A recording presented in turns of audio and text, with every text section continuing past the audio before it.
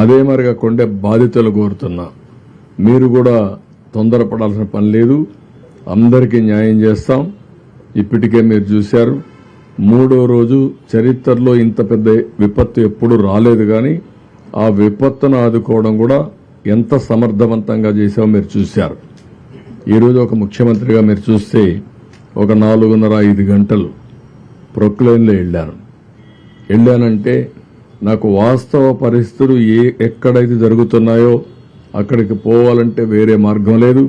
నేను హెలికాప్టర్లు వెళ్ళొచ్చు, కానీ హెలికాప్టర్లు వెళితే పైన చూసేదానికి అవకాశం ఉంటుంది. డెప్త్కి పోలేం. డెప్త్కి పోవాలంటే ప్రజలతో ఇంటరాక్ట్ అయితే తప్ప సాధ్యం కాదు.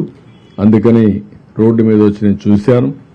రిమోట్ ఏరియాస్కి ఎవ్వరూ పోలేని ప్లేసెస్ కూడా వెళ్ళాను ఈరోజు. అవన్నీ కూడా స్టడీ చేశాను. ఆ విషయాలన్నీ మా వాళ్ళతో షేర్ చేసుకున్నాను.